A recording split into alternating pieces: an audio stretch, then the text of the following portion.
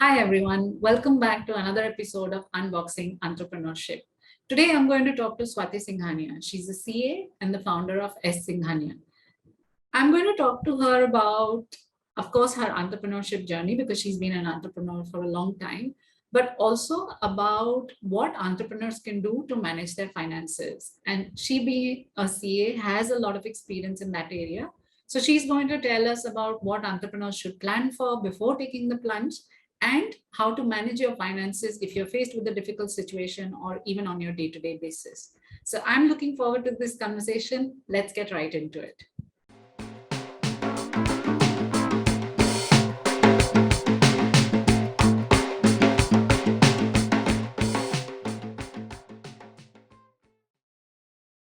Hi, Swati. Welcome to Unboxing Entrepreneurship. I'm so glad to have you today. I am excited. Thank you so much, Pallavi, for having me here. So I'm really looking forward to the conversation that we're going to have. I mean, of course, we're going to talk about the financial aspects of being an entrepreneur, which I know is a challenge for a lot of people. But I do want to ask you first about your journey. I know you were playing a couple of roles, so maybe you want to talk about that a little bit. Okay, so see, I completed my graduation way back in 2004. So if you have to talk about these 17, 18 years of my post-graduation experience, just after graduation, I also completed my professional degree, which was CA, CS, and the other degrees that I managed to get. So in my 18 years, I have worked with or very popular organizations. So I've been at very good positions with them, which were largely commercial and financial roles. Post that, I have started my business, which is into consumer durables, which is now being taken care by my family and a partner. So my experience has been I've shifted into various hats as life through challenges, honestly. I took up the challenges and my roles in my life shifted. However, for the past 4 5 years or so, I am back to my professional degree, which is my CA practice. Yeah. And now, thankfully, people know me as CA Swati Singhania more than someone who was selling consumer durables. So it has been a very, very interesting and exciting journey. It has had its pitfalls and blowdowns, but then it has been worth it, I think. Yeah, and I mean, I've seen your content, and in fact, we've talked a lot before. I think your journey is a little bit different from mine in the sense that I have gone out of a role that I studied for. I was an automotive engineer for 10 years and then I moved into marketing. So now everything that I do needs to tell people that, hey, I'm a marketer now. I'm not an automotive engineer. Whereas in your case, I think the challenge that you faced was that you from what you studied, you moved into a different domain for a little while, and now you have to kind of realign everyone to say that I am a CA. So I know that you create a lot of content. How far has that content gone to, really stamp your personal brand? So if you ask me about my personal brand, yes, it has helped me. So I think that's where my great learning is. If you are ever, I think probably it happens more with women, but I'm sure it happens with men also, that we shift our roles, we study for something else and then we adapt in life and we move to a completely different role. So when you are shifting your personal brand, social media is a great catalyst there. Because how fast can you tell people that, hey, I was an engineer, but I'm talking about marketing now? Yeah. The fastest way to tell them about that is social media, because it creates a lot of passive knowledge about you.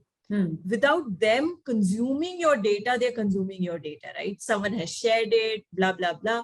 So they passively consume that information. And so I think for changing a personal brand, social media has really helped me. I'm sure in terms of, I see people getting million followers in a day. That has never happened with me till date. But in terms of what I set out to do was change my personal branding. Yeah. Social media has helped me do that a lot. Yes. Yeah, I agree with you that even when someone is passively consuming your information, that information is still going out. I mean, I get a lot of Yes. referrals from my network who don't want to do business with me directly, but they tell me that, by the way, I have referred someone to you because I know you're a marketer and I couldn't think of anyone else. Yeah. And that's only because I am Yes. consistently talking about marketing on all my social media handles, right? So my network knows what I do now, and that helps Correct. bring business. And I'm sure in your case, whether it's business or just any other kind of Profession. Yeah. opportunities, I know you're speaking in a Yes. lot of places. I'm sure that all comes from the efforts that you're putting in your personal brand. Yes. Yes. Yes. And it's a lot of effort. Yes. It is not easy. But then yes, it's I think it's nice. Yeah. Yeah, it is a lot of effort, but I think if you are consistent, and everybody needs to find a cadence of what works for them, whether Yes. it's once a week, once every day. That's how maybe people get 1 million followers, who knows. But yeah, you have to figure Yeah. that out. Yeah. Right. Cool. Correct. All right, so let's get down to the core of what it is that you can actually help entrepreneurs with. And I'm speaking, of course, from personal experience, because we've had this conversation before, Yes. about being bootstrapped and what it is that entrepreneurs need to really keep in mind when you're kind of running a business and you're not drawing yourself a salary. So I think maybe let's start at the very beginning. For anybody who's thinking about entrepreneurship and is not necessarily looking to get funding, what is it that they should need to plan for financially? Okay. So see, Pallavi, what has happened with the trend today? Let me call it a trend. Yes. Everyone who thinks of a business or a startup, they think I'll start and I'll get funding, right? They don't understand that one, funding doesn't come free. You have to give up your stake or you have to raise debt, right? It can only be one of the two phases. And it does not even come cheap. And it does not even come always. So the first suggestion which I always give to entrepreneurs is that when you are starting, or even if you're thinking of starting, don't start because someone is going to fund your business. Start because you think you can do it. And remember, you have to sustain it for the first 3 to 4 years, because on an average, you will not make money in the first 3 to 4 years. Correct. This is the time you will set up your product. You are trying your product. You're trying your first sample product. You're seeing whether market is acceptable to that product. There's so much trial error experiments that happen in the first 3, 4 years. Even if you get into something, a very stable kind of business, let's say, even if you're selling grocery, which is a very, accepted, known kind of trade, even then you need to find customers for yourself, right? Yeah. Why will someone change their supplier of rice or wheat for that matter? So first 3, 4 years, you have to survive. And that is the amount of money you should always have with you when you're starting up. Yeah. If you do not have that money, find a partner to invest in your business, sell your partner, become like a partner and then start the business. Because just starting because मुझे funding मिल जाएगी 1 महीने में, 2 महीने में, 1 साल में, is as good as analogy is like मैं भगवान को रोज सुबह बोलती हूँ, भगवान आज मुझे 100 client दे देना और भगवान दे दे. That does not happen, right? Yeah. So this is as good as like that. Yeah, that's true. So there's one aspect of it where, of course, you need to have that money which funds your business for the first 3 or 4 years. Let's assume you're making zero income. Let's be really pessimistic and say zero income. Yeah. There's another aspect which talks about, what am I getting? I am the founder. I have invested all my money in it. What am I getting? Am I getting anything for the first 3, 4 years? What do you think? No, most of the times you do not get anything.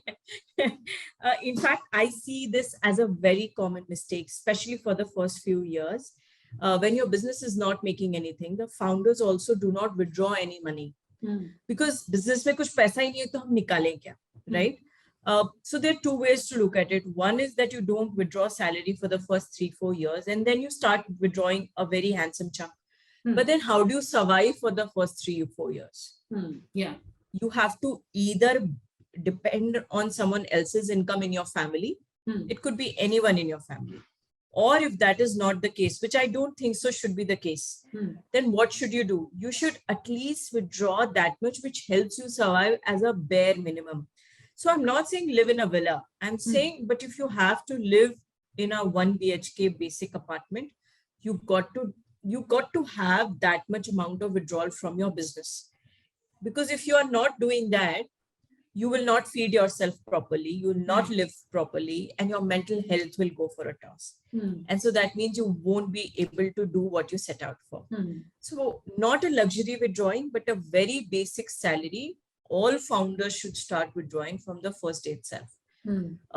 It's always a chicken and egg story, right? What comes first? Should I fund my business first, or should I take my salary first?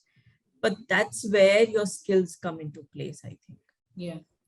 And I've also heard that when somebody does go in for funding, that is one of the metrics that the investors do look at. That, because that's a measure of success. If your business was making money, sure, it's not in profit, but if it was making money, were you able to sustain the individuals who were supporting for the business? Right. Exactly. Because see, let's assume you're not withdrawing salary for the first 3-4 years or so, and then you get funding. And then you say, okay, I've got this crore or lakhs of money in my bank account. Now let me start withdrawing money for myself. I have not bought a car for the 4 years.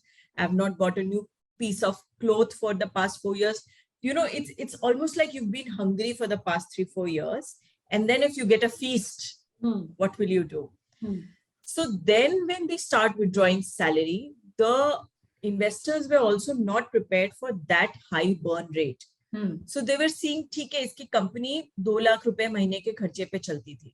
अब आप founder salary निकालने लग गया लाख रुपया. So that 2 lakhs suddenly became 3 lakh rupees. So you see the calculations also goes haywire, and that's where founders also go wrong in setting the expectations. So if they're already withdrawing 20, 30, 40, 50,000 of salary, one, they are not hungry for money. They are not desperate for money. And secondly, the investors are also prepared कि अच्छा ठीक है, इतनी salary तो founder ले रहा है, bare minimum. So yes.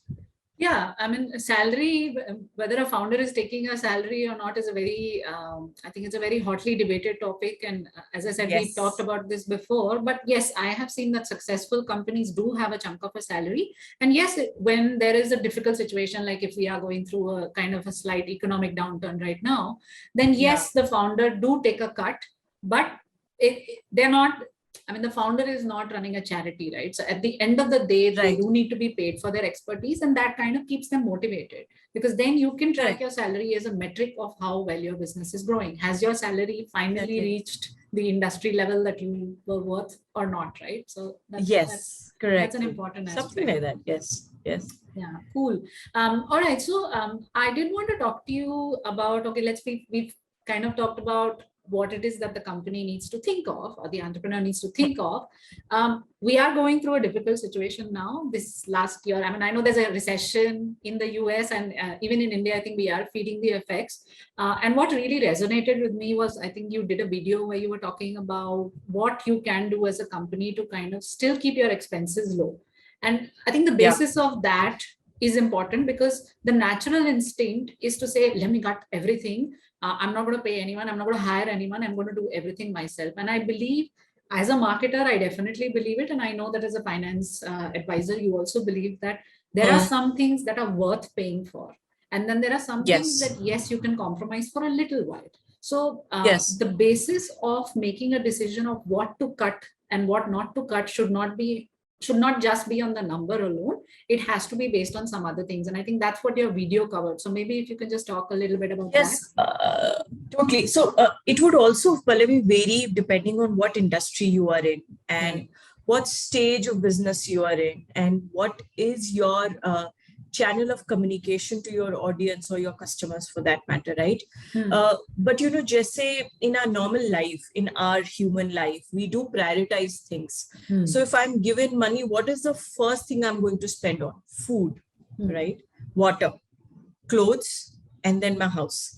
And then comes things like health insurance, bigger house, better clothes, better education, then that's where you improve your standard of living. But there's a basic parameter for all of us to survive, which we say roti kapda makan, right? Yes. Similarly, every business also has its own roti kapda makan. So, for example, you may survive on an audience of, or let's say an employee strength of 100. That's a good strength. You want to have that much so that you can support blah, blah, blah. But if you start having 100 employees, you will run out of money in the next 6 months. Yeah. And that's a problem.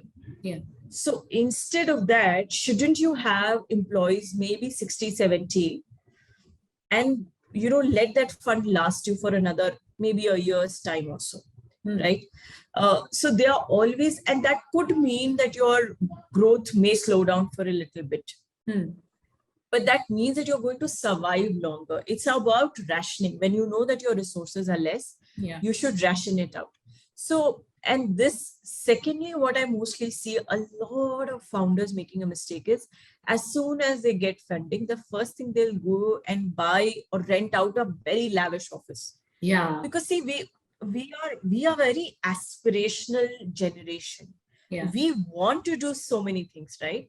I also have so many aspirations which I don't have the resources for today as a person, right? So today, if I get that amount of resources, probably I will also splurge on a lot of my aspirations. This is the same mistake a lot of founders do. So they'll go buy a very lavish or rent out a very lavish office. They will pump up their social media like anything. They'll just boost money in their social media because why not? Yeah. But then you got to see whether posting one post every day is making sense for your brand, or even one good content 1 week is good enough. Yeah. So is it selling or is it marketing? If it's selling, is your each post validating the amount of money you're spending on it? Yeah. Or is it just about brand creation? So, there's so many things that we can keep talking about, but the top 3 expenses which most of the founders land up making mistake is on employee strength, rent, and marketing expenses. Now, marketing could even be hiring famous stars or influencers to promote your brand, for that matter.